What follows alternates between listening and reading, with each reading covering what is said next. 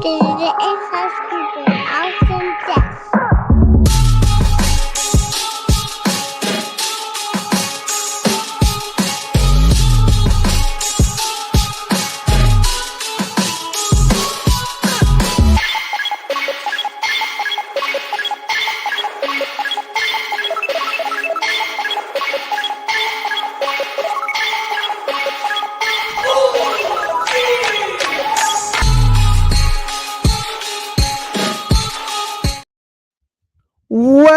Welcome, everybody, to another episode of Inside Scoop with Alex and Jeff. I'm Alex Dingman. I am Jeff Doss. What's up, guys? We're happy to be back on another episode 307. It's crazy. It's wild. We got another great weekend in sport karate that just happened, and we have a big weekend this weekend with another NASCAR World Tour event happening in Texas. So lots of things going on. And here's the deal, guys. If you are wondering, hey, where can I check the live streams? Where can I find out what's going on with the tournament this weekend? This is simple. Download the main app. You can watch all the live streams of anything in sport karate on the main app. All right. So check out right now. And again, right here, scan this right now. 1, 2, 10, go. All right. And 1, 2, 10, like it's Home Alone. Yeah, see, good. I'm glad you got 1, 2, 10. I say that all the time. Okay, that's my thing. Check it out, download it. One of the things on the app right now. So what's cool with it is some of the videos that are just like featured or that are it just kind of will randomly update and you'll have feature fights. Like right now, we have a James Poor fight. We have Dilara versus Carol Scacchi from Flanders Cup, right? So we got Timmy Sarantunas versus Robbie Lavoie, which you definitely want to watch that fight, right? That's the Tournament News Online fight. We got Shaquan from 2018. All right. We got Danny Ekin from 2018. We got Jaden Tuitt from the 2018 Grand Slam Open. So we got all kinds of different things. They're just popping up here. Demetrios versus Dwayne Morin. Elena Pantalena versus Bev. That's a great fight. From Bristol Open, we got Raylan versus Robin LaBeouf from back in the day. With Bev Stutzinger, that's a great one. Yes. So we got Matthew Merricks fighting. We got Elijah Everill fight. I mean, all these different ones that are from all over the place, right? A lot of new stuff, old stuff. So check it out. And then we have, if you go to the latest, then you see what is the latest thing. You know, we have the live stream from King of New York that we had up, right? So check out all these things, guys. And the app is still updating and going from there. So if you have not downloaded yet, make sure you do. Comment below, guys, who's in here watching with us. Of course, we got Third Shift DJs actually right in front of us. But yeah, check it out. And guys, we are just make sure everyone downloads it. Our goal is to get 10,000 downloads by the end of the year. All right, we gotta speak this into existence. We can't just like, man, I really hope that we can. No, we put that out there and let's get it. All right, we need your help, and let's do it. Everybody should. It's a simple. What I don't get is why wouldn't everybody just do it already, right, Leandro? Like, do it. You've probably got a goofy doodle jump game on your phone that you paid $2.99 for that's been sitting there since 2013, right? What up, Get yourself the main app. What are you doing? You know what I mean? Right. Hey, I'm telling you what, we've been doing this for 6 years, man. We've been doing this for 6 years. It's time now to support us in a different way, right? It's not even financial. But anyway, exactly. No, you know what's funny is, speaking of apps, so I DJ'd a wedding yesterday in the city, Chicago winery, super dope. It's really, really cool, right? And Chicago is interesting. Like, if you can find it, sometimes you can find a great parking spot, but it's going to cost you a lot. It's going to cost you like $50, right? Yeah. And you're like, what would it cost me to not park here and go somewhere else? Like if I could find someplace for 30. Where is it? How long is it gonna take? So I got one right in front of the door. Boom. Yeah. But I have to go and it's like, okay, you gotta feed the meter. All right, what does feed the meter look like in 2025? You gotta download the app. And I'm like, download an app. Yep. I didn't even realize I've had this app sitting there. I'm like, oh, that's what that app is. That thing's been there for at least 3-4 years. You know what I mean? Oh, I know. So, Well, and the thing is, a lot of them use the same one all over around the nation. So, like, I didn't know that the same app that I had down in Florida was the same one that worked in, let's say, I don't know, New York or something like that, right? I was like, whoa, all right. I guess I didn't need to delete that after all. Got to re-download it. All right. Yeah. is there an app that you've deleted and then re-downloaded? Like, because you were like, dang it, why did I delete that thing? So many. Like what ones? I'm trying to think of. I know that there's ones that I've done. I'm trying to think of which ones. Well, sometimes I'll accidentally delete them without even knowing it, because I'm sitting there like, where's my shop app? Because sometimes when I order things from Century or order things from oh yeah, you need to track the shipping. Yeah. It'll always do it to there, and I'm like, well, where is it? Why can't I find it? And I guess I accidentally, when I was moving things around, deleted it. I have done that before too. Like I think I accidentally did something. I did something. One of them was like actually pretty important, like messages, right? Like your text messages. Like I'm like, ooh, what? What would be the point of this thing if you didn't have that? Right. Like, be honest. This thing is a text message machine that also makes phone calls. That's what it is. It's not the one and then the other. It's a text message machine that can also, by the way, you can also talk to somebody audibly. Yeah. True. And really, I'm going to be straight. I'm a FaceTime guy. I FaceTime probably more than most people do. I've FaceTimed you before. And every time I do it, when people don't know and I catch them off guard, they're like, what the heck? I thought this was an accident. Remember when I did that to you? Yeah. Yeah. Like, why was a FaceTime needed? Why not? Yeah. Why not? The person who gets the most annoyed when I FaceTime, and they always know it's coming, is Joe Boone. And I do it around the same time every time that I call him. Yeah. And it's always at like the most inconvenient time for him. And so he gets annoyed, which then makes it funny for me, right? Yeah. Now I take a little bit of joy out of this thing, right? Because Joe Boone is generally just always a happy guy. There's few times where he gets like button pushed, annoyed. Yeah. And usually when he's like cutting for a fight and he's like hangry, right? Don't mess with him then. And like, and that's really about it that I can think. And then there's like other little things that kind of like push his button, but he's really good at hiding it. But that one's fun for me when I can do that. But no, I'm a FaceTime guy. So getting rid of like little important things on your phone, who freaking cares? You know what I mean? Right. The main app has been dope. The one that so the funny thing for me is when a couple times like my son Wesley's phone's been messed up where like he can't call me, but he can only like FaceTime audio me. Like the phone will do something weird like that, or like the cellular's out, but if he's got Wi-Fi, then he can do it. Right. And so that's happened before. I'm like, why are you FaceTiming? He's like, well, I'm not. I'm just doing it audio. I'm like, well, what the heck? Yeah, it's like, okay. This is the worst version of that. Yeah, it's just like confusing as heck to me. I'm like, what are you doing? Okay, all right, whatever, man. You might as well just FaceTime me then if you want to do it. Yeah, like I am FaceTiming you, but I'm not actually doing it for the benefits that the FaceTime has. I'm actually giving you the worst experience of the FaceTime. Why? Right, dude. We're going all over the place right now, but I love watching like bio series and not biopics, sorry, like docuseries, right? Documentaries and things like that, right?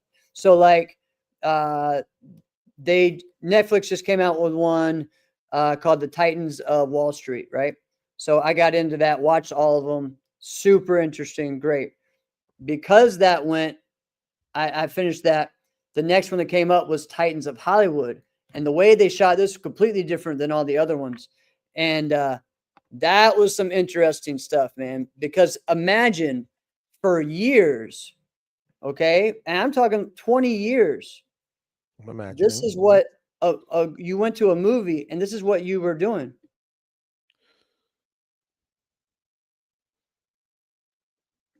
You know what I'm saying? Like, oh, you're talking about the ones that didn't have audio. No, not the ones. All of the movies for 20 years, 20 plus years had no audio. All right. Yeah. And then they would hire orchestras, right? And it's just I knew this, of course. And but we're talking about like, and the idea of people in the industry when sound and like talkies came out, they're like, oh, that's just a fad. That's not really gonna stick. Like, wait, what? That's not gonna stick.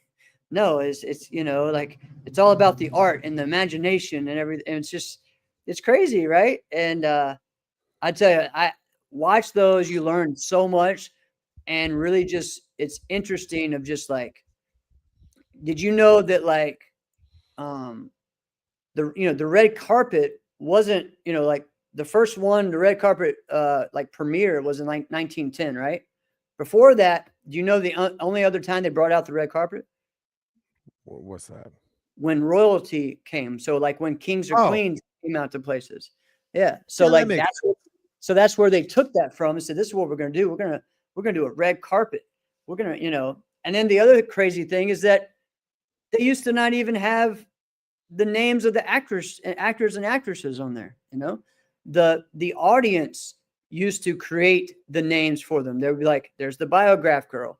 There's the girl with the curls. They created like their own nicknames, kind of like, wrestling nicknames or something, for them. So dude, there's so much good stuff on there. So I just say, check those out.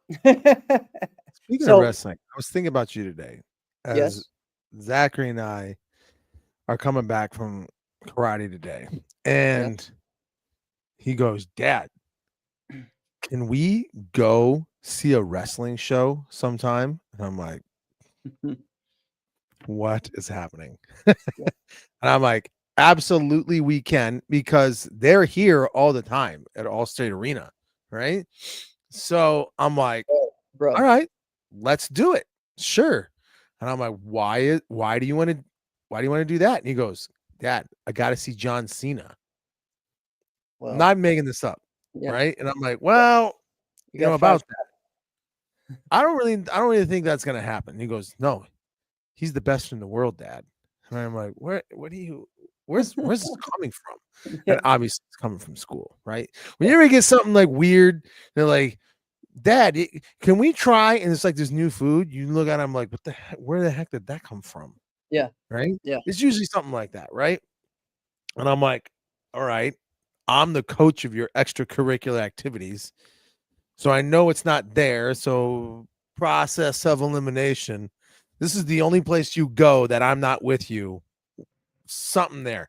So I'm like, what is it? And he's like, oh, Dad, John Cena is the greatest wrestler in the world. I'm like, just the thought of it. This kid's 6 years old, right? He never watched a wrestling match in his life, and he's obsessed with John Cena because of what he hears other kids saying. But I don't even know, when was the last time John Cena wrestled, Jeff? Well, so if you don't know, so John Cena is on his retirement tour. Okay, so I should go take him to see this now. When he's got 4 matches left, he's got 4 appearances left, and where are they? I don't know. I mean, you just missed one in Indianapolis. That's probably as close as you're going to get. He may be doing one in Chicago, but I don't know. Yeah, and you know how much? And dude, all right. How much are these tickets going for? You should be. Oh, dude, like it's crazy right now. They're especially like the last show that they're doing, like in Madison Square Garden and stuff. Like, yeah, it's wild.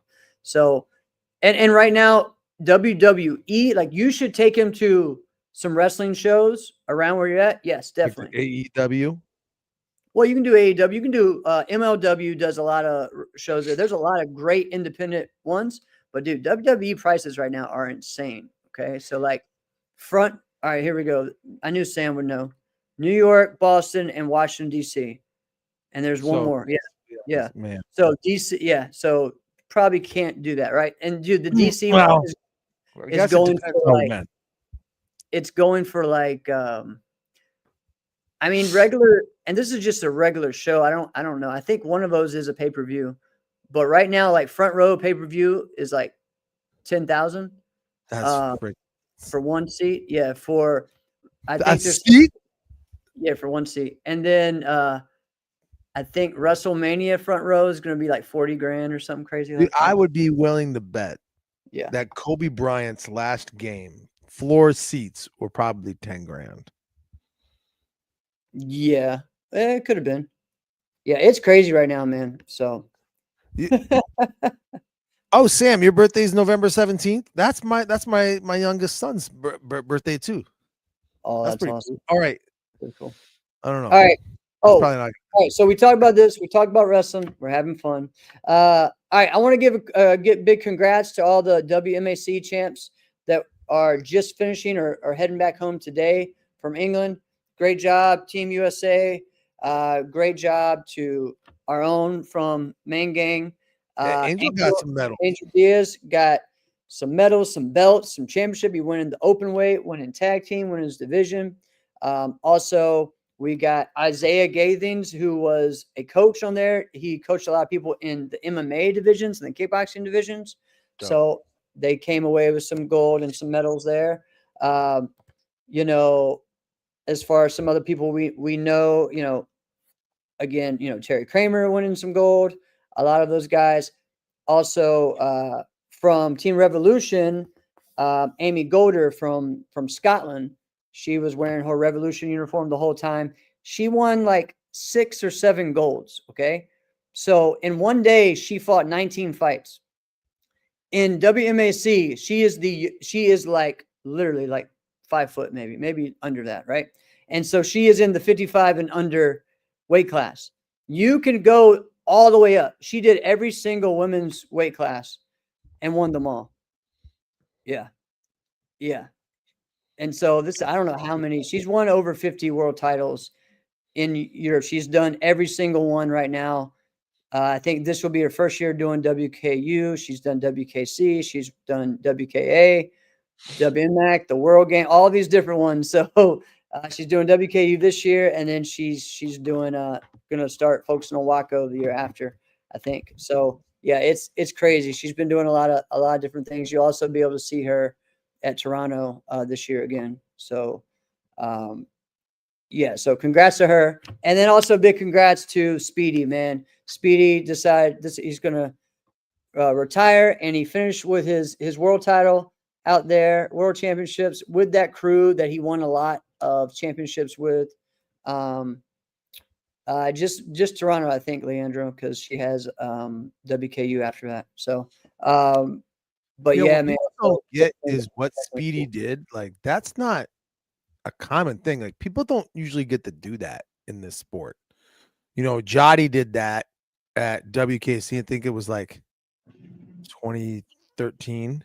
2013. Right? Yeah, and he went out winning a world title, and that was his last fight. And like that's pretty cool. Speedy going out doing a similar thing. We don't usually want to do that because there's options to continue to compete in this sport when you're past your prime. Right. You know, right. The hard part is if we saw Pedro, we talk about guys like Pedro Xavier, right? Yeah. Like he's easily one of the greatest kickers ever, right? Some people will say he is the greatest ever. I mean, the greatest fighters ever. Like, dude. 100%. Right? I mean, Manny still says he's the best to him. Manny Jr. still says he's the greatest. And it would be hard to see him if you saw him fighting at 50. While I think he'd still be able to, and he still can kick, and he can do all of those things, it's not going to look the same, right? Right. So that's Right. why guys are just like, I'm done. All right. Or they think, you know what, I'll come back. I'll do a little bit. I'll come back. I'll do a little bit. We make it really easy to come back. I love Yeah. that about our Yeah. sport. I love that. Come on. Anybody can come in. Come on. All right. You know what we're doing? And it's like, man.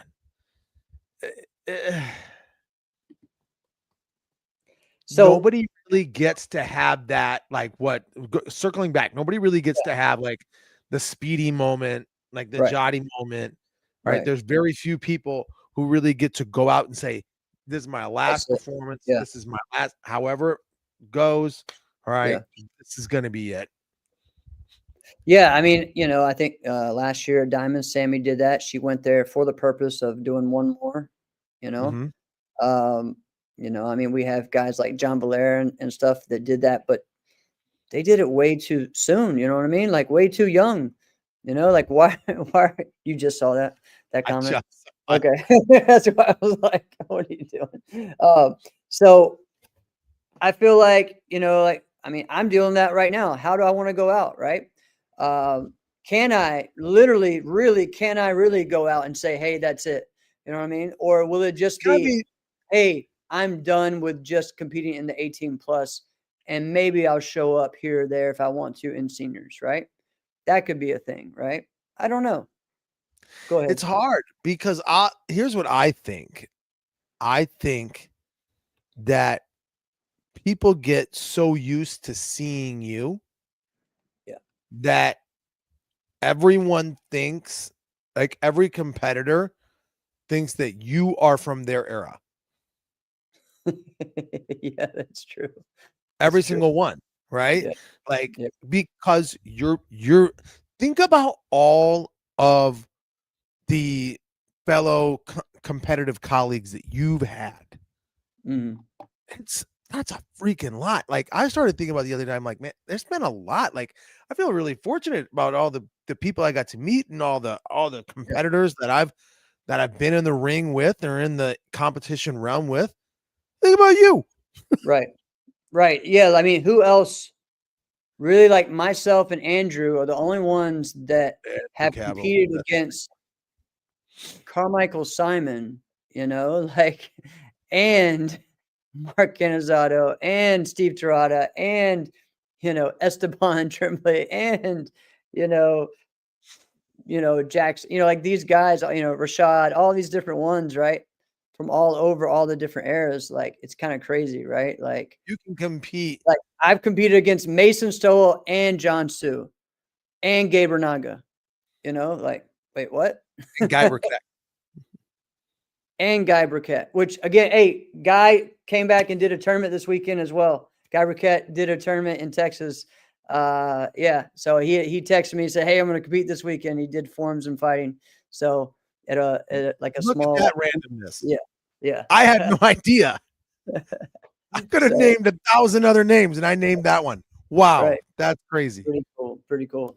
Yeah. I mean, there's so many different things, right? I love that, like just the love and respect that I got from like Hakeem Austin and Chris Casamassa at Yo. US Open when they came up and said, Jeff, oh, like you're like one of the last ones. And again, no disrespect to anyone else, but like I'm like I'm still competing in the 18 plus. You know what I mean? I think that's the big difference, right? Yeah. And so I'm just blessed for that, man. But again, I'm just saying I'm trying to figure out the best way to go out. But again, I want to go out on top. I want to go out doing what I love, right? What It do you is want to? staring at you.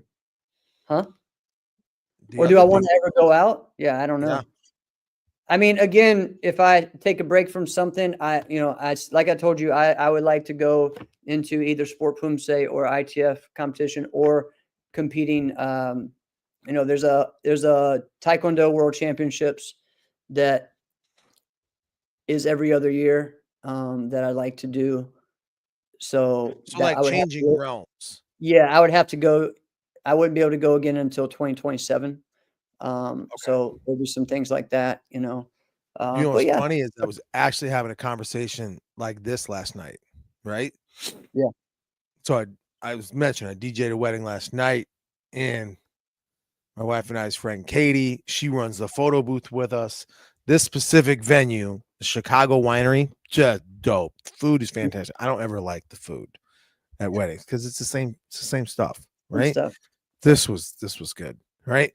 So we're talking, and one of the venue managers, I'm seeing him, and I'm like, man, you're a trip, man, because he looks like this guy from Minneapolis who did Muay Thai, and his name was Akbar, right?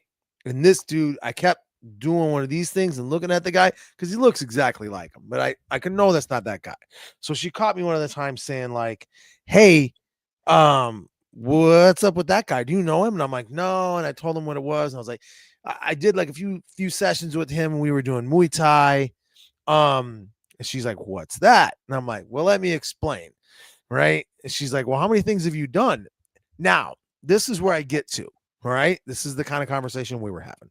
And I said, you know what was interesting is I remember when I was a teenager, I always wanted to be looked at as like, could I ever be like really in that realm of like, I am a national competitor. Like, I know I can enter any national tournament, but could I really belong? Right. Yep. Or am I just a guy that showed up that day?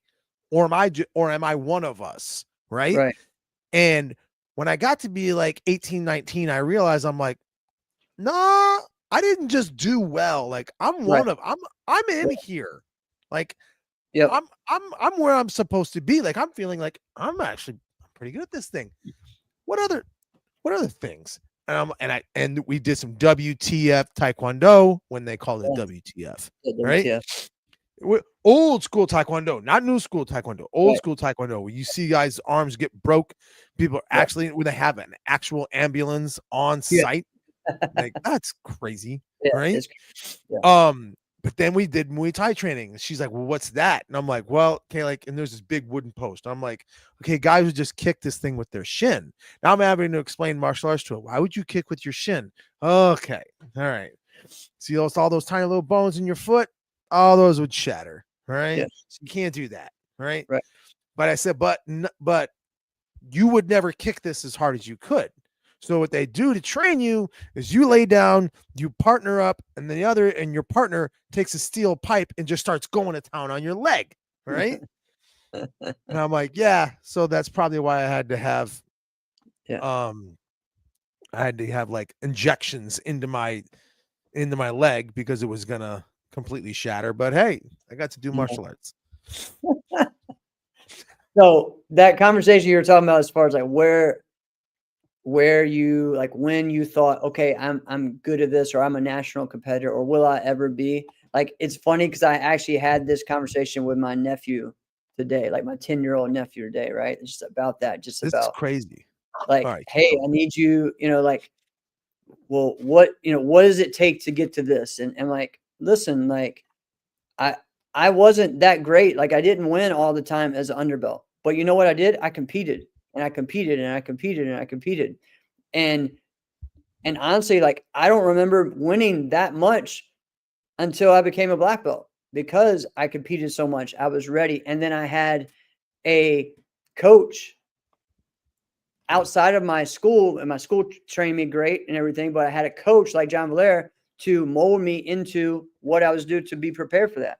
And then, what I told him was like, what's cool though is like, you don't have to go outside of your school to have someone to teach you for that, like, that's a rare thing. I was like, but I will at some point bring someone in, or maybe have someone else work with you, just so that way you get that, that next level of something, or just someone different to help you, So it was interesting just talking to him about that because, like, he's 10, I was 10 when he's an advanced green belt right now. So he's a little behind me because he took a break, but of where I was then, right? So I'm like, at 10, I was competing on NASCA as a black belt. So completely different, like, don't worry about me, but I'm going to use what I did to help you.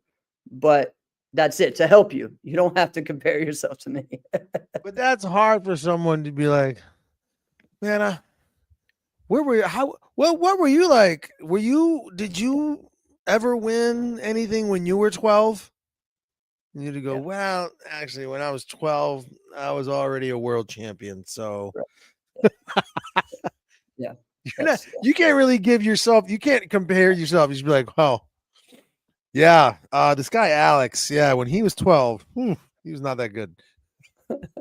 Well, what I tell him is that, dude, I wasn't winning at any. Like, I remember going to the Battle of Atlanta and not even getting in the top 10, in my division. Like, I remember going to these tournaments and not even placing. Like, I wasn't winning that much. And then I would go to these local tournaments. I wasn't even winning some of the local tournaments. So it's a process to get there. But there was a point, and I'm curious. I would love other people in the chat to chime in and hear what it is for them. But there's a point where you realized you were already competing, but then you realize, like, no, I actually think I belong here. Yeah. Like, I'm not, like, because there was a while where I'm like, I'm placing well, but am I really that good, or am I just getting? Sometimes I would actually doubt myself. Like, Yeah. am I just getting lucky? Like, I don't know, right? Am I that good? I don't know yet, right? Because I didn't have coaches at this level. Like when Mike Welch, when he was on, and he was like, no, I didn't have a coach. We were very similar in that. Yeah. Right. I actually did. Catherine Miller was my coach later on, once she thought I was good enough to be coached by her. Yeah, which she was fantastic. Well, that's what was weird to me, was that I didn't have that. I searched with that. Another really cool thing. Again, we're going back to John Valera. Well, I taught a seminar Friday at his instructor school, which is freaking cool, right? And I'm going to start coaching his son, which is even cooler, right? So it's like, John? No. Eddie Thomas, all right, was John Valera's instructor. So I taught a seminar at his school, right? So, and now he's got a really young son. He's got like an 11-year-old, 12-year-old son. Okay. and so late in life, he has and his son has a lot of talent. And so I'm excited about working with him in the future and working with that school more and more. So it was just kind of cool, just sharing that story with them about meeting John through him and all the different things. So, but again, for me, I had a coach until John kind of retired, like 99, and then from there it was like I was pretty much on my own, So I kind of started with coaching. Retired. Done. He retired and was like, "Yeah, I'm not going to coach anymore either." Well, he coached me, but it was different. We didn't have Zoom back then, so it wasn't like I could do that. He was in California. When he retired, it pretty much meant, okay, I wasn't going to see him at tournaments anymore to do lessons with him for that last year. So it was kind of like, okay, well, and then I kind of transitioned to traditional. And I mean, I had a coach like Johnny Watkins is my traditional coach. But again, I was learning Shotokan and Taekwondo on the phone. You know what I'm saying? So what? You don't remember this story? Hang on. No, say it again. So this is such so crazy to even say. So we would be on the phone and going over forms, and that would be the way I would learn the form until I would get to see him like 2 or 3 months later, because he was in North Carolina, and then we would go over the form. So he would talk me through this form. All right, this is how the katas, and this is how you do it. You can't even make this up. No. And same he thing. landlined called you. Yes. And you same ran thing to the kitchen. With like pick up the phone. Taekwondo, yeah. Some of the forms, all right, I need you to do this. All right, so we're gonna do this. Like, here, go to the library, find this book. I think you can kind of see the pictures of it. Yeah. Yes. I think the treasure hunters for the Holy Grail had an easier communication than this. So that's what's so funny to me is you know what, like, we did whatever we could to get better. You know what I mean? So when people complain about, oh, I can't do this or can't do that, I'm like, bro, all right, I learned all the Heons plus like MP, Basa Dai, Konku Dai, all these katas over the phone. I learned Game Back over the phone. I don't understand. See, I've done it from a book. I've done it Yeah. from the step-by-step ones. We've all done it from a VHS. All right. Well, okay. We've all done it, at least from a DVD. Maybe some Right. of you guys weren't around with VHS. Let's be Right. honest. Most people probably learn Gaybeck from watching John Chung's Panther Productions video. I did learn a lot of Taekwondo. It wasn't Gaybeck, but I did learn a lot of Taekwondo forms Yeah. from him. Did I ever tell you who I learned Gaybeck from? Right. So Larry Carnahan's best friend. I never told you this. True. I had Brett. Mine was a book from made in the UK that I like read and went over religiously, and then got on the phone, and Johnny and I were talking on like. Oh wow, he has the same thing. Yeah. Wow. Okay, have I never told you about this? Larry Carnahan's best friend is a guy named Hank Farah. I must have mentioned this. I think so. Right? Yes. Hank Yes. Farah, he was the first one before there was grand championships. There was just form fight, right? Right. There was no men, no women. It was just compete at the Battle of Atlanta, and he took first place in both. And it was like when it was the battle, like there was no other tournament, like there was no diamonds, you know. And so he was a Junri black belt. He was a 4th degree black belt with Junri, and then he went to go be. Then he goes and he ends up being like his life was like a character from a Steven Seagal movie. Right? Listen, he goes to become a police officer in Miami. Okay. And he's like, when he was teaching me that, okay, so then fast forward, he ends up he goes back to Minnesota to be with his best friend, Larry Carnahan. And he's like, well, why don't I come there?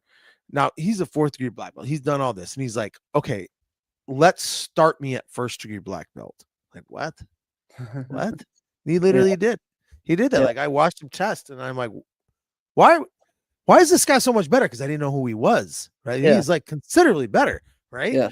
So anyway, I remember he would tell me stories like he's got stories better than anybody. Maybe Conroy's got better stories, right? But he's teaching me Gaybeck and how you start with the X block, and he goes, and he always used to call me Mr. Dingman, and I'm like, please stop doing that, right? So he goes, Mr. Dingman. I remember I always thought this move was stupid. I always think that this is dumb. Who would ever block like this? And one time, I'm in Miami and I'm on the scene. It's a domestic thing. And this guy pulls out a club and he comes right at me and I drop back and I did the X block just like this. And I'm like, this is how I'm learning. This is how I'm learning forms, right? You're learning them on a friggin' landline kitchen phone, right? And I'm over here. I got Asian Steven Seagal, all right, over here telling me exactly what it does. I'm like, at the time, I'm a teenager going, what is this life? But whatever. So. Yeah, my instructor always and some of you guys have met him competing all over the place, Johnny Watkins, but he always talked about when people say, oh, blocks don't, high blocks, things like that don't work or whatever. And he was for years on work for UPS. And he talks about how one day all of these boxes fell from like when he opened up and it was this heavy box and he just naturally went, oh, and it popped up. It was the best. Yeah. Literally. Yeah. He just played out the whole point of Karate Kid right there. Exactly. Right there. Hey, he did the paint the fence. Boom. Oh man. Yo, okay. I think we should jump to that topic we were talking about. All right. So this is supposed to be the topic of the show. We haven't got into it, but we've just been having fun podding, man. This is what we're doing. Right. And so trending. All right. So that's what we're talking about. Can I tell you why I was thinking about this? Go ahead. All right. I'll make it quick. So you ever just got like a pair of cheap clothing from Amazon and you're just like, I absolutely love this. This is maybe the best thing I've ever gotten. It was like $12, you know? So I got, it is sweatpants season, right? Yeah.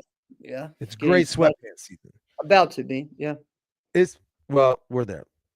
We could be 10 degrees, 20 degrees cooler. I'd be great with that. But anyway, point Yeah, is, it's 90. I It get was myself a couple used to, pairs of gray sweatpants. or no, And 80. when I tell you these are the baggiest things I've ever had, I mean, I'm serious, right? Baggy 90s stuff. I would literally, that's where I was gonna go, man. Baggy, in like right there, like obnoxious 90s baggy, right? Yeah. Like it's 1996, right? And we're just because people don't understand, it wasn't just the hip hop community that was baggy, it was also the skater community. Remember how baggy those things were baggy? Well, those were like the Jinkos, is what you're talking about. Like and then even the golf community. That's what I was talking about with the Yeah. skaters. Did you ever see this is more like the hip hop community? Did you ever see this brand called Results? Yes. Yeah. So Yeah. I actually had a couple pairs of Results jeans. These things are baggier. I'm wearing them now. I love these things so much. So I wore these things out, and someone was laughing at me because they're so baggy, because it would be like wearing skinny jeans in the 90s, right? You would be laughed out. You'd be like, look at this nerd, right? Yeah. Right. That's what I look like to people right now. Yeah, This but I was don't a know. trend. That's kind of the thing right now, you know? Like, all right, so here's the deal. Baggy's back in, right? Oh, And it it's is? really weird, and it's weird to me. Yeah, because I'm Wait, like, man, I just got this into before. like wearing shorter things and tighter things and stuff. Like, what the heck? Like, it took me for years to get over that, right? And now I'm finally into it. And now it's wait, what? Just accepted it. Yeah, like what the heck? Oh, that's hilarious. But yeah. Oh, this dude. Obeda said, I still have my Kanai and Gerbaud jeans. Trebos. Yeah. Joe. Crazy. I wanted to get a pair. I saw these Jabot shorts, and I'm like, I gotta get these, right? Yeah. I wanted. This is when I was like 14, right? And I wanted to get them so bad that I didn't even care. I just didn't look at. And this is Jabots were colorful and loud. They were green with black stripes, right? Mm. Not All right. good style. I didn't even care. I just grabbed those things and I didn't look at the size. It was like a size 36, and I might have been 96 pounds, right? So I'm like, I don't care. I'm still wearing these things. I got a Yeah. belt, tie these things up. Those shorts were like small parachutes on each leg. Yes. Dude, I don't know. Like when people say, oh man, you can bring back what you wore in the 90s, like what, No. Atomics pants? What, Zubas? Like, what are we talking about here? As a kid or well, not as a teenager. So like I was what, 15 in 99. So yeah, I don't know. I mean, I probably still wore baggy shorts, which honestly, I don't think wasn't that, you know, maybe I wore jorts back then, but I do not wear no jorts now. Definitely will not be wearing no jorts, bro. All right. So as far as trending in our sport, so Yeah. really like we've kind of gone through a bunch of different ones in the past. I think we had a similar topic to this, but what I want to talk about is trends from like 2020 to now. And again, it could be something that just happened, right? It could be in certain divisions there are trends, right? What are some things that are trending that have been new or brand new, or you know, like there are eras, right? Like there were trends in the 90s that people wouldn't even expect in sport right now. They were like, wait a minute. And I think there's some trends just like I'm going somewhere with this. Just like the way everyone is wearing 90s clothes, I feel like in some ways, even in like the WKF community, some forms that were huge in the 90s are coming back. And Brett will probably agree with like people are trying to get back to doing like Kanku Dai and Goja Shiho, right? Those katas that were huge and Unsu, some of those will never die, but they were so popular then that in some ways, like what has been popular from 2020 to 2025, especially when we're talking about like traditional kata, people think, oh, well, how can there be trends in that when there's only a certain amount of traditional katas? Oh no, there's a lot. There, especially now, there's new katas popping up left and right, right? So like you have the Ohan dye and all the different dyes phase of this, right? The Ryuru stuff that has gotten so popular, right? Before, from like 2015 or even 2010s or whatever, it was Super Impe and Chatnyara Kusanku. Those were the ones that were popular, you know. Right now, yeah, Genkaku is making a huge comeback. That was a 90s classic. All right. That was the 90s thing with Luca Valdesi in early 2000s.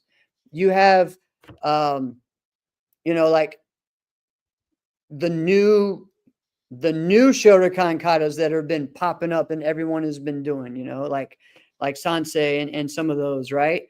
That everyone is doing right now. So those are trending. Right now, as far as trending in Taekwondo, I don't know, man. Everyone's still doing Gaebek. I think that's the one that maybe be a little different. I'd say OG has been trending, but I think that's been trending since that goes through phases. I think it kind of got popular again when I started doing it in 2011 till about 2015, 16. Fade away again. When I came back, it started getting popular again. You know, there's right now people are interested in Moon Moo, wanting to learn that, you know.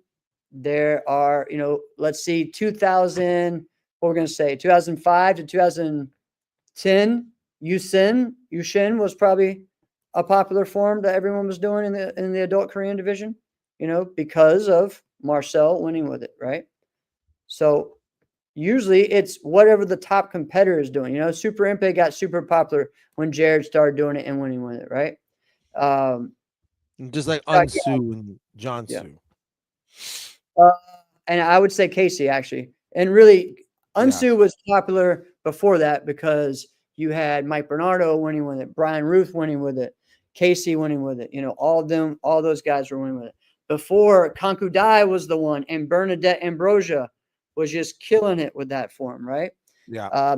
The Goji Shiho forms, you know, with Gabe Bernaga and Butch Tokusala, but then moving forward into whatever Keith Weston wanted to do, right? I just said I create the trends. Oh, I'm sorry. That did sound bad. But and then you know, there's different things on that, right? Let's just go right now. So let's just talk about extreme forms right now. Well, yeah, I do want to get to that, but I don't want pieces. Okay. I don't want listeners to think that trends are exclusive to forms because they're not. No, they're 100%. You can make an argument that there's more trends for fighting because we got to wear stuff. Yes. All right. Like, here's a trend I absolutely do not like. Right. Is it a current one? Back in the day? Current. Okay. People, because I'm about to sound like the oldest guy in the room here. Well, I am, I guess. But we can have a little bit of discernment to go, ooh, that's a trend, and you don't even know it. You just think it's the way. That's not necessarily, and not like, listen, this is how we did it. It's because we've seen them come, we've seen them go. That's got to. Here's one that is been around. It's been this way way too long that it's not a trend. This sucks that say like this is the way, and that's you wear a plain white uniform when you do traditional, and you wear black for everything else. I freaking I don't hate like that. Yeah. Hate that. You know, you go into your school and you got a red uniform. You know, you go into your school, you got a white uniform with blue top, right? Like, what? Why? What is the point? Like, I hate it. I hate it. For traditional, I'm not going to say anything against. Like, I get it. Yeah. For that. But even I remember at the time that I just wore white. I wore white for everything, right? Yeah. All white. But I remember at the time that obviously that was what you should do for traditional, but in just any other, whether it's creative or it's extreme or weapons, guys would wear everything. You'd wear mixed match colors, which was cool. You'd wear Yeah. red, you'd wear blue. There'd be guys with all sorts of different colors. So for I me, hate it. I absolutely hate it. that like I feel like I had to do, and I don't know, it was always white top, black pants is what we did in the 90s, in the early 90s. Yeah, White top, there- black pants. quite a- A lot of that had to do probably with Carmichael. Carmichael did that, so a lot of us did that. You know, Brian Ruth even did that in his Japanese, you know, sometimes. Or it was like if you're going to do like Jimmy Pham did that, then he went to all black. But it kind of went back and forth of people doing white and black. And then I think one year I said, all right, I'm going to switch it. I'm going to go black top, white pants. And I did that for a season and just, you know, it was all right. And then when it was the Team Elite days, we went to white top, red pants, and that was different, right? But some people didn't like that. Stephanie Flowers hated that. You know, she's like, no, I need all black. I need all black because it makes me look faster. The white and red makes me look slow. Yeah. So that was the thing. Form is what makes you look You didn't fast. pick up on it? I mean, I wouldn't have known. But if any woman says they want to wear all black, it's because black is slimming, right? Right. I get that. Yeah. So now I wouldn't have known that then. Yeah, I wouldn't have known that. Yeah. And then there was another thing that people did back then was tape your wrist with white athletic tape in the mid 90s. A lot of us did that, right? Now some people like Guy Burkett did it because he did that in gymnastics, and that was what he was also doing tumbling as well. So that was just a natural thing for him to do. And a lot of us thought that was cool, so we're going to do it. You know what I mean? And I see John Valera do it. I see Carmichael Simon do it. I see Mike Chat do it. We're going to do it. You know, that's just kind of the thing that it is, right?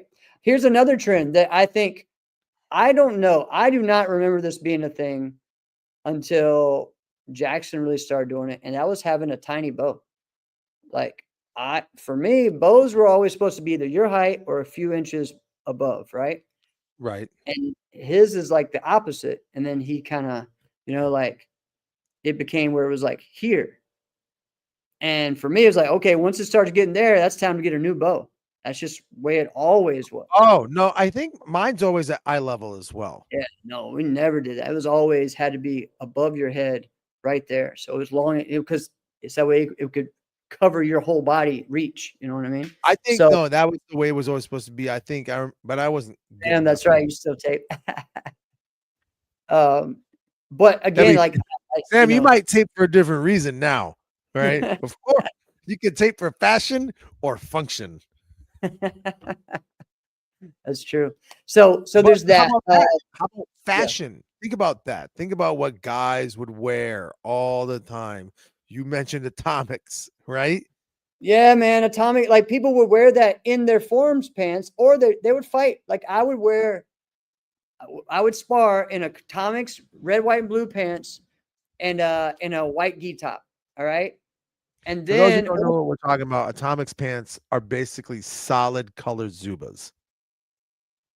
well, yeah, or solid color. They're not really solid color at all. Well, in the sense that they're not the stripes of Zubas.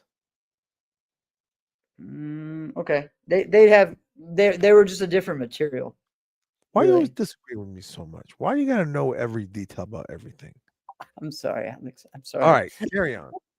Anyway, so I would wear those, and then you could go and do the same thing in forms too. Oh, here's something that people started doing in forms in the 90s that people don't do now. And again, we're going back to atomics. People would wear shoes in their forms. You remember this? When some people would wear like atomic shoes and doing their forms in. 100%. Like that went away until ring stars came back and people started doing that, right? Oh my gosh. And now I'm glad we're back to barefoot and everyone's back to doing that. So I hated the freaking ring stars. That was Yeah. That was I wore something. them at school for a while, and then I'm like, dude, no, this is not helping my feet like I thought it would be. No, it has nothing to no. There's just some people that they fought better on those things. Some people just fought the Like I same, think- but Jason thinks he fought better in them. Borelli. Yeah, you know who else? Chelsea said the Well, same that's thing. what I was gonna bring up. That some people just they were so good with both that like it's a Yeah. personal preference. Right. Like Hamid Feruzzi, he was like, "No, I'm gonna wear ring stars for forever," and I'm like,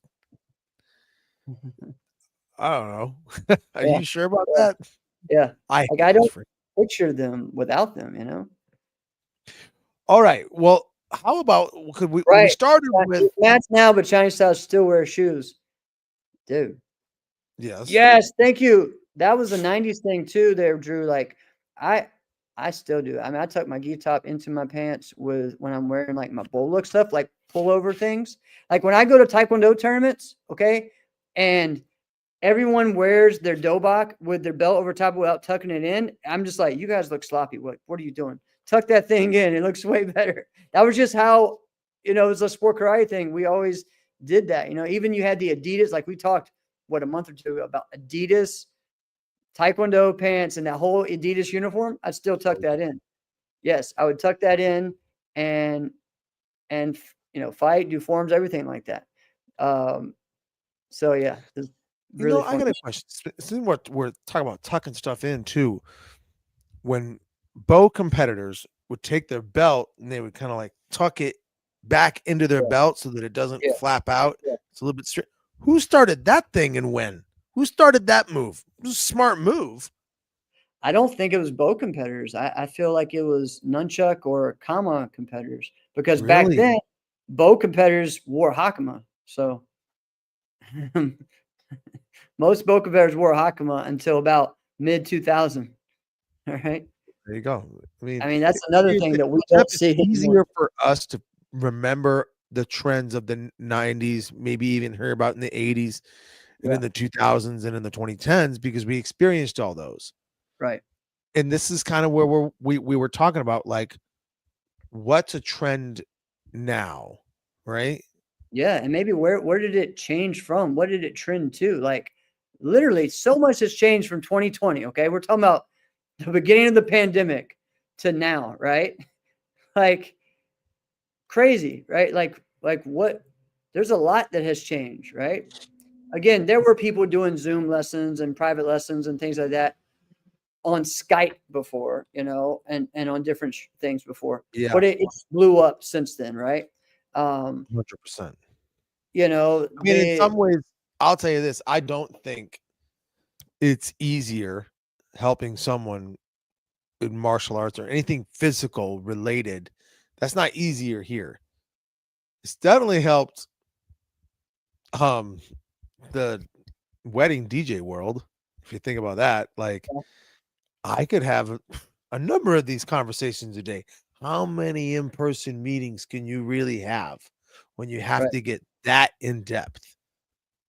Right? Mhm. I could knock 8, 9 of those calls out a day. That would be Correct. great. Correct. Yeah, But true. So some trends right now. All right. We're gonna go back to fighting with like some trends in like even the style. There's some moves that I thought were never gonna come back in fighting.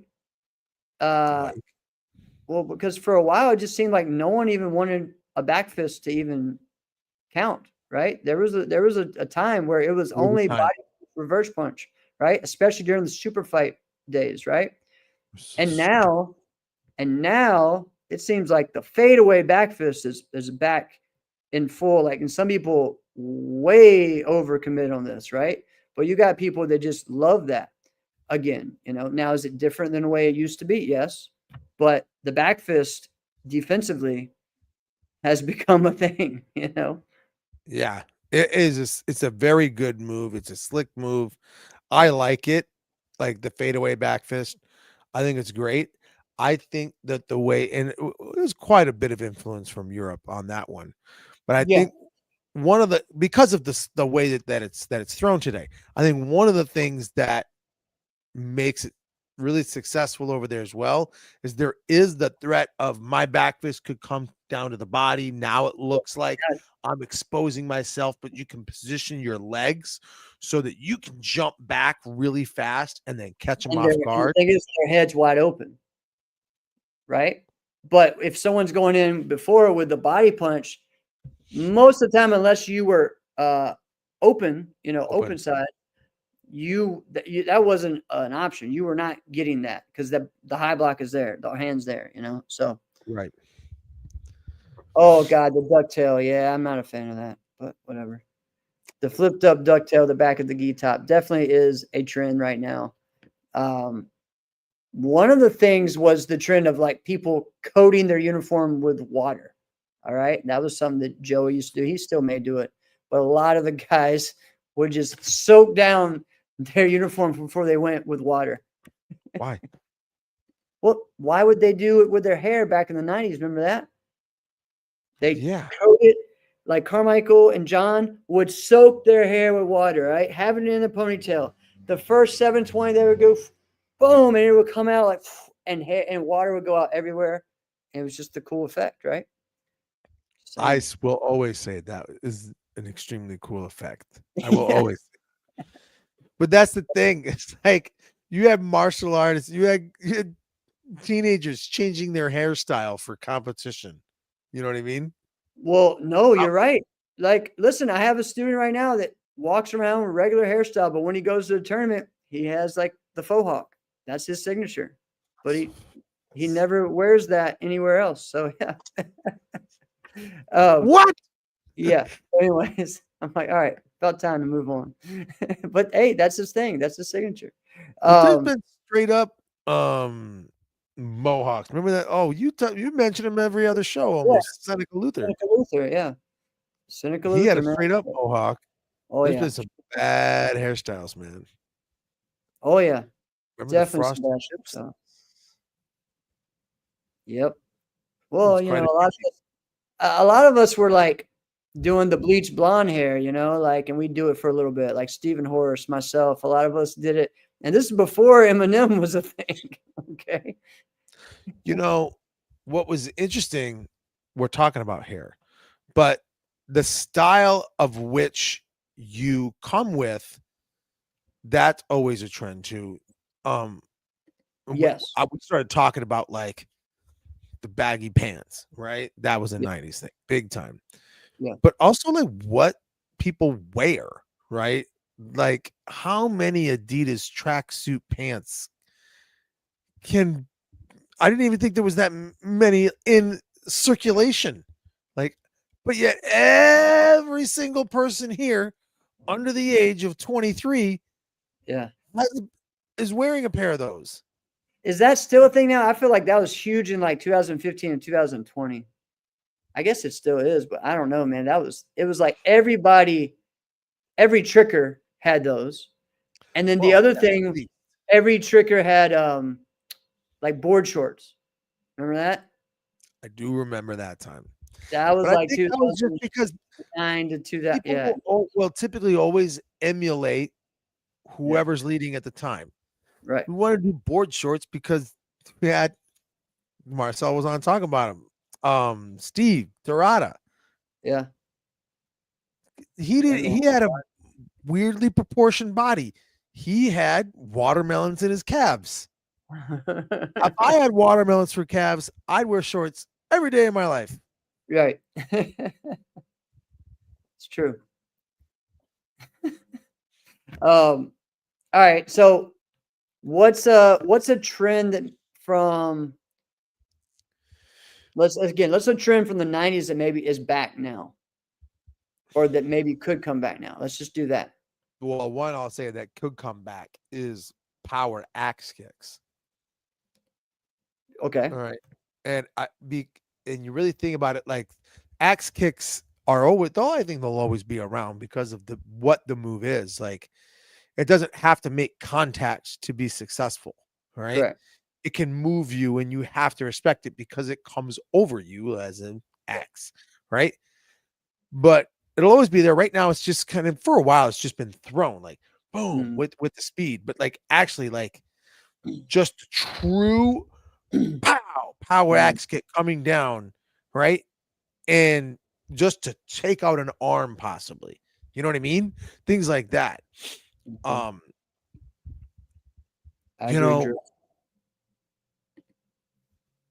For forms, things that the 90s had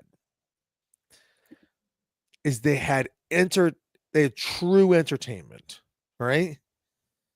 Now, the skill level and performance today, it's way better, right? But what I Okay. mean, but when I say that, like, the entertainment would be taking something from like pop culture, even putting it into your form, right? Like, I think so. Let's be honest. I think people are doing that now. It's just we just aren't as up to pop culture as maybe we used to be. There well, may be, right? Because I think there's so many people that are doing like TikTok trends, TikTok music and videos and dances and things like that. So I think that is a thing. It's just, it's a little different with the we culture didn't right see now. it. Yeah, we didn't We see were it. looking right at it and didn't see it. Yeah. So there's that. But also, I'm going to go the same thing. I'm going to go axe kicks as well in forms. Like back in the day, Oh axe yeah. kicks and forms were the thing, right? And I think people could use them as a way to set up their jump kicks, especially in creative, especially in some other things. We look at the different trends. I'm going to go back to like when we were in the 90s, like right now, the trends in like forms is swing. It's still honestly since maybe 2010, swing throughs and have been the thing of like switch, flashes and swinging through flash and swing through cork and swing, and just adding more and more spins to it, right? Or just let's see if you can do 10. Let's see if you can do 16, right? That's kind of been a thing since like Guthrie came back into it and Pinto and all these guys. That hasn't changed too much. There are some other things. Of course, shuriken cutters are a big thing right now. But I feel like before Yeah, the movie.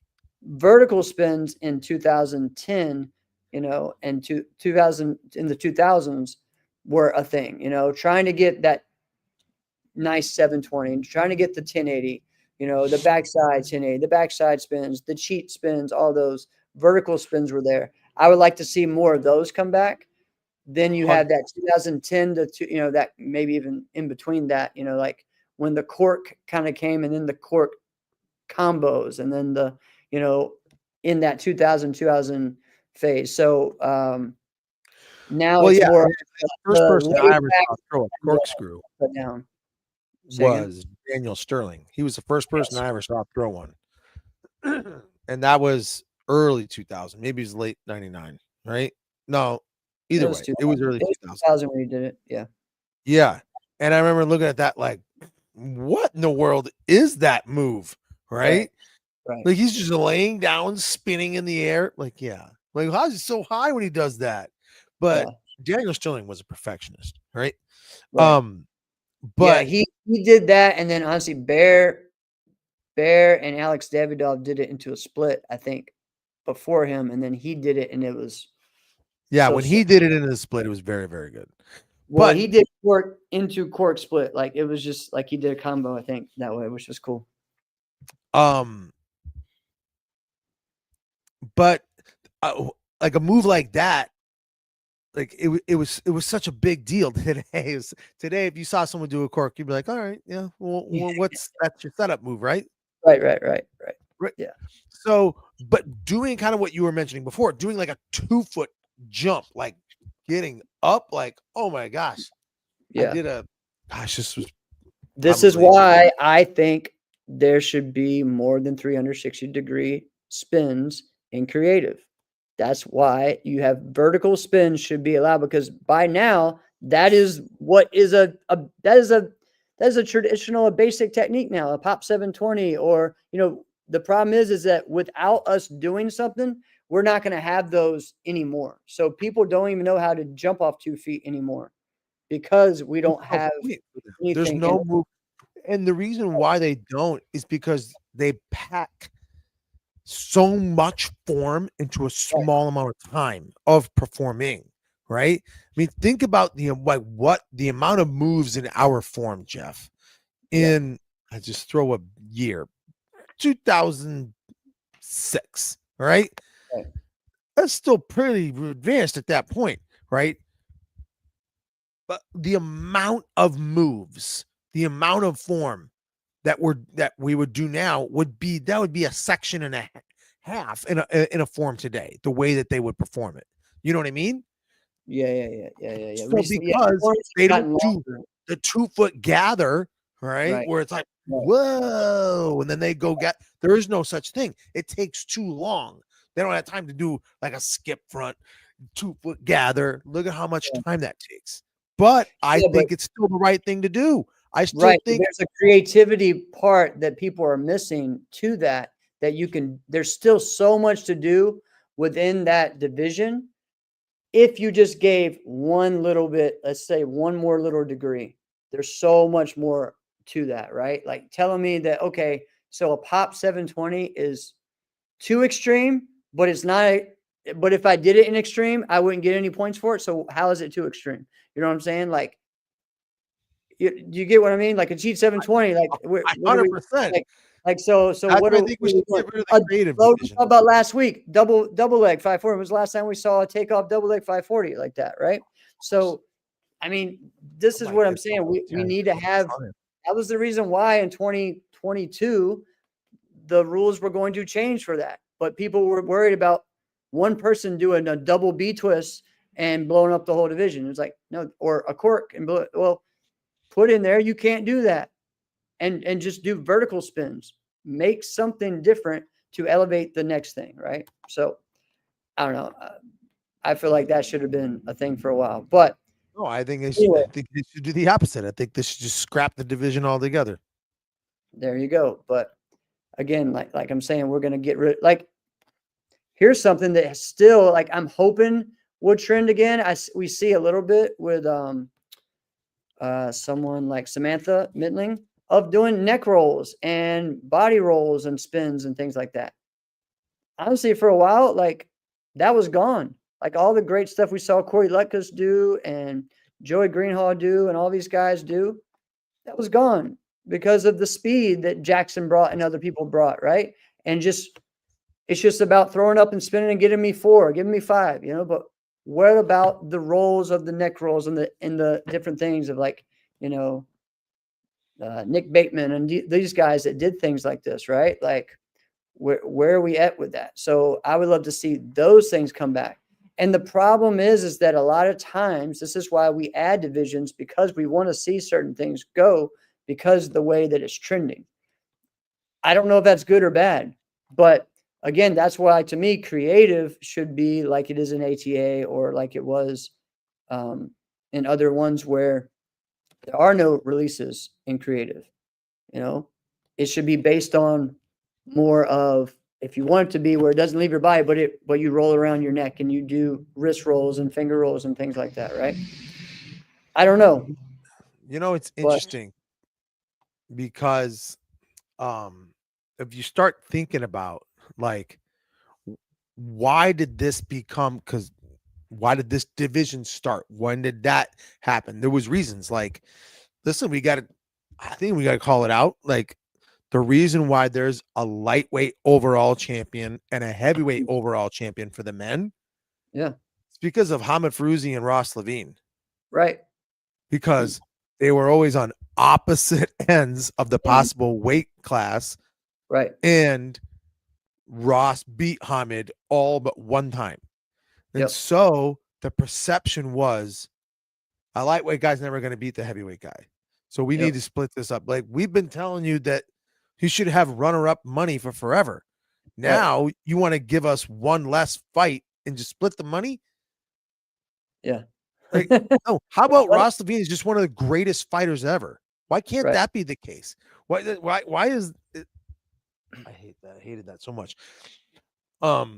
But the other Well, one, like the and the division other that we thing were is, just what talking other about, sport? Yeah, but what other fighting sport does a super lightweight go against a heavyweight? You know what I'm saying? And I know we're point fighting, but I think that just kind of makes it, well, you're you either know, gonna. Well, I get that. So then you make a big deal about your weight class and then you move on. yeah, But why would you have an elimination fight to get to that point then? I get what you're saying. So another one, Yeah, how that one started to even getting the creative division was this guy. It was oh my god, it was one of my favorites, Anthony Murata. Okay, It was a big deal. Now, Larry Carnahan is the president of NASCAR. I'm telling you how this whole thing went down. All right. Listen, so Larry Carnahan is the president of NASCAR. At the time in Minnesota, the regional circuit was really good and extremely competitive. Right. And there was a martial arts studio. I don't think it exists anymore. It's called American Karate Studios. They had a number of schools. All right. The owner of American Karate Studios was a guy named Vic Murata. Vic, also Anthony Murata's son, or Anthony Murata is his son. And Anthony Murata, one of the best comma competitors, one of the best just overall performers. I love this guy, great kicker. But when he was a junior, he was winning, and he would even beat he beat Steve Tirado once. I remember that. But then when he got to the adult, Vic kept planning in Larry's head that this is not fair. Anthony's like a champion. He's a champion. He's a champion. He's never going to beat these guys. There should be a division where he can perform and he can do his thing, right? Because he doesn't do all these tricks. This is basically just a trick division. It was that conversation that led that to be a thing. But you know what the weirdest thing is that happened that year? Do you remember this? What? They added creative and they took away Korean. They merged the two divisions. Yeah. In adults, they merged and they just made it men's traditional. They basically made it the John Valera division again. Well, yeah, they made creative that, and then they made traditional where Korean and Japanese went against each other until halfway in the middle of the year, and they decided to split it up again. Wait, what? Yeah, so that was a disaster. And so, yeah, I mean, there's just a bunch of crazy things. And then here's the deal. I don't remember one time that Anthony Murata won creative forms. That's what's crazy. Again, because when they created that thing, you would have thought, oh man, Anthony Murata, Jeff, Steve Horst, these guys are going to win this division, right? Yeah.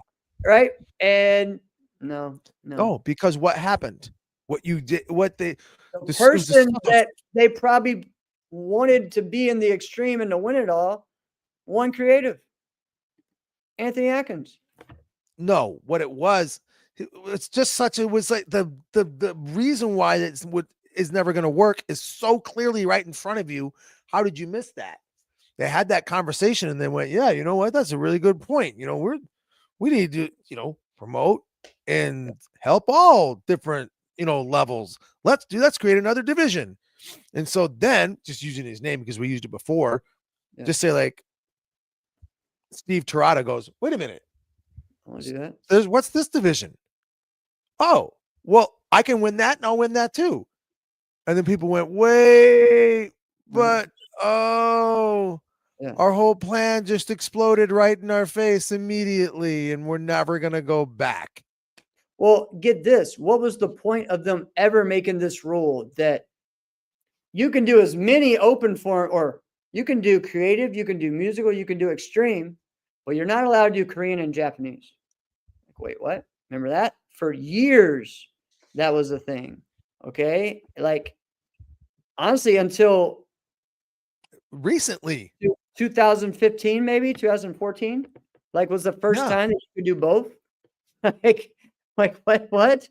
How is that a thing? That was one of the things that always kind of not held me back, but I went to Diamonds one year and that was all I wanted to do was traditional, Japanese and Korean. That was it. And I had to sneak to do both. You know what I mean? It's wait, what? Let's take Mason Stowell. Okay. I would be willing to bet Mason Stowell's got a dang good Korean form. Right? Yeah, that's what it started with. Right. Okay. Right. And then let's take Esteban Tremblay. Yeah. Esteban has 3 opportunities to win 1 grand championship, right? Because he could do creative, musical, and extreme. This is the same thing. So he gets 3 shots, but Mason gets 1. Well, he gets 2 shots, but yeah. No. Well, he gets 2 shots because now he gets 2 shots. He has traditional challenge and he has Japanese. Don't get me started on that because I got 1 shot. Mason's got 2. So you got in the wrong argument on that one. But yeah. No. But I'm just saying, I'm just kind of laying it out exactly what you were saying. It's weird. I think Yeah. that's Now, again, I could go and you do all see this. the pickle that whole creative division got us in. Because if Yeah. there's no creative division, then it's just everybody competes. And the runoff will be the runoff, and here you go. I don't know if the creative division did that. I think everything changed in 2000 when they made it to where you could do as many divisions as you wanted. That changed a lot. Okay. There's nothing wrong with that. No, there wasn't anything wrong with that because there was still one format, right? But it actually you couldn't though. That's what I'm saying. That's what made no sense. You weren't allowed to do Korean and Japanese, but you were allowed to do what was it? American and musical or whatever. Yeah. I don't even know what the rule, so it was just made no sense, but oh well. Okay, look at it like this. If there's no creative division, let's just say for the sake of conversation today, if there's no creative division, then it's old school. It's not, then there's no reason to have two separate grands, right? There's one. What are you going to have? Just a musical and extreme and then a traditional? You wouldn't do that. You would never split it. You'd have them together still. You'd figure out a way. Not now with Kempo, traditional challenge, Korean, Chinese, all those. Hey, here's one thing that makes no sense to me. How come Chinese can decide what division, what grands they want to be in? Okay. Like literally, you can wait until the end and be like, all right, let's see who's in CMX and let's see who's in traditional. Well, there's 5 right in traditional. We're going to have to do a runoff. Philip won everything. So you know what? I'm going to get to grands. I'm going to go and do an open style Chinese and be in the CMX grant. I just thinking either you need to declare or how about here's a odd concept, have a traditional one and a creative and a CMX one, which there should be. I'm sorry, but traditional wise, you're telling me that an aerial and a 540 split and a double B twist is going to compete in the traditional grand against, myself and Mason. Like that makes no sense, but it happens. Oh, well, this is traditionally what? No, it's not. Don't tell me that. Like it's still it's moves, not just, like it's like, how is you still went upside down.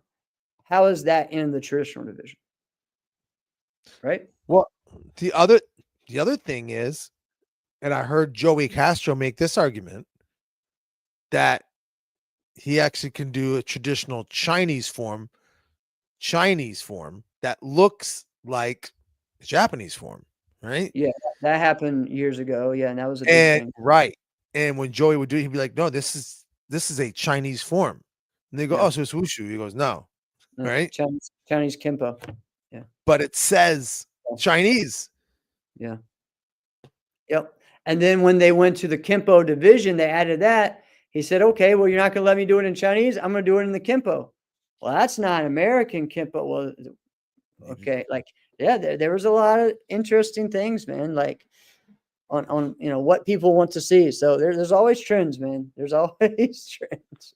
But see, it takes someone like that, like Joey, as an example to anyone making rule changes. Be like, see, this is what we're going to do. Correct. Right? We all want to win, and we don't feel sleazy about it, right? Right. I know Joey doesn't. This is because there's nothing sleazy about it. It's you're the one who gave me the rule. Yep. You gave me the rule, and I'm operating to the tips of my toes, right? Within those rules. But you gave me the rule, right? And that's there's a lot of things like that, man. Right? So, but you can be kind of shamed out of like trying to like toe the line too. All right. Here's a perfect example in recently as well in fighting. It is within the rules now. You can use a front hand of the body and that can score. Yeah. But you'll be looked at differently if you start going to that well too many times. All right. People are going to call you soft.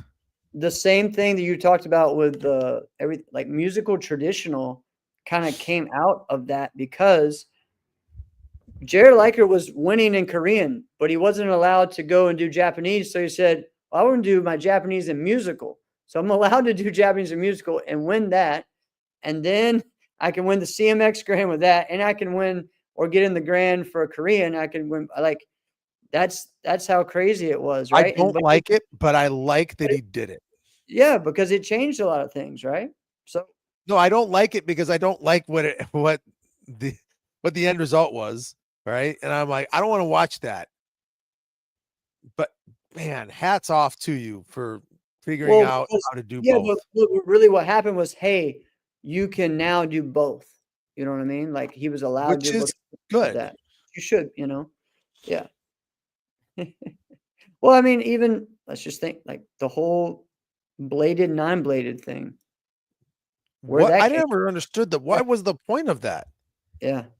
I think it makes, I don't know, it makes more sense in, I don't know if it makes more sense in, I think it makes more sense in traditional to help, like, not to help sword, but it's kind of like, that was all you kind of saw in it.